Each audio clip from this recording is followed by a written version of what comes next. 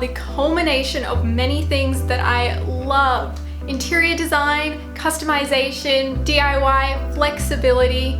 And last week I had the opportunity to go along to the St. Ives Tiny Home Carnival and see all the brilliant designs and hear from the people who created them. So of course I took you guys along with me. So first up, I made my way over to Urban Caves. Hey everyone, I'm Guy from Urban Caves. I hope you enjoy the footage. The space was simple, made up of a loft bed, toilet, shower, and a small deck. From what I can gather, Urban Caves creates minimally or unfurnished shells, so this is a great option for DIYers who want the ultimate customized design, but without the hassle of worrying about the structural elements. Next stop, Rolling Homes, and let's hear from the owners.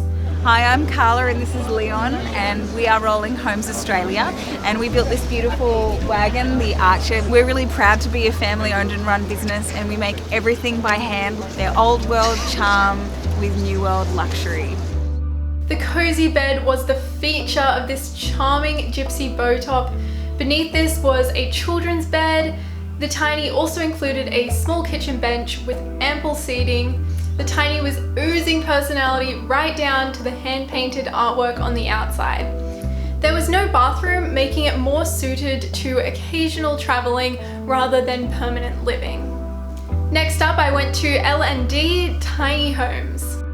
Today our cabin features a queen-size bed, underbed storage, loft storage, full-size shower and washing machine. Also, full-size kitchen with gas. As you just heard, this tiny home had all the mod cons. You enter into the kitchen with the dining and bed to the right and the laundry to the left.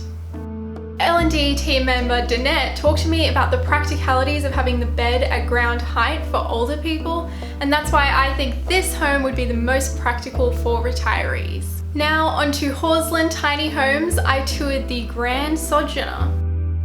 Well, my name's Scott. Me and my wife founded this company, which is Holland Tiny Houses. We've experienced tiny house living ourselves personally with the family, and there's a few key things that we've learned along the way, and that's incorporated into our new designs. Our desire is for people to really have a house that they can live in full time or rent out as an investment.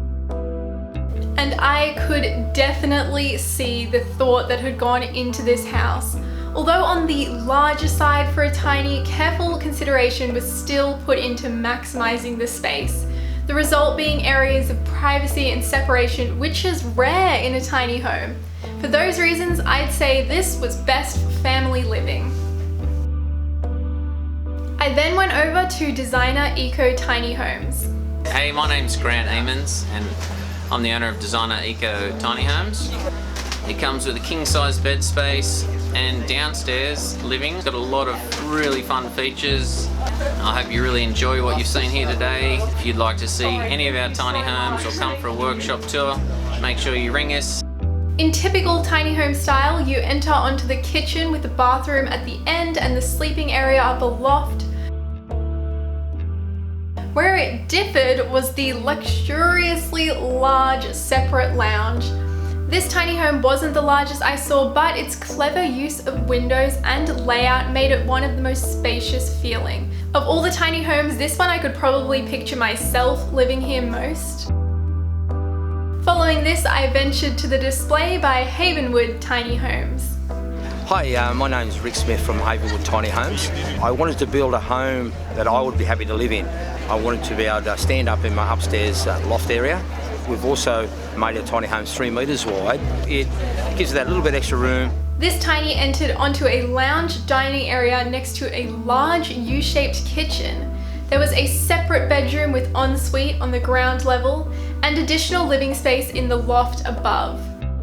This tiny was most similar to a regular house in layout and would suit someone who likes to cook. For my last stop of the day, I went to check out 2 tiny homes made by Tiny Away, designed to be rented out as short-term accommodation. The first was a cutesy cabin-style tiny featuring extensive wood paneling and fireplace in the living space. It had a typical tiny layout, entering into the living kitchen with bathroom at the rear and a loft sleeping area. This was on the smaller side, even for a tiny, and the dark wood added to that feeling. but this did have a great novelty factor as a short-term let. The second tiny rental had the same classic layout but with a light modern feel. It had huge glass doors, making this tiny ideal for a plot with a view.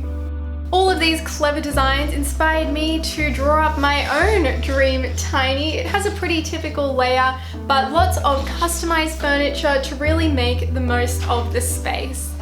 For now, my tiny remains just a dream. However, if you were inspired by anything you saw in this video, well then make sure you check out the description for links to all of the designers featured.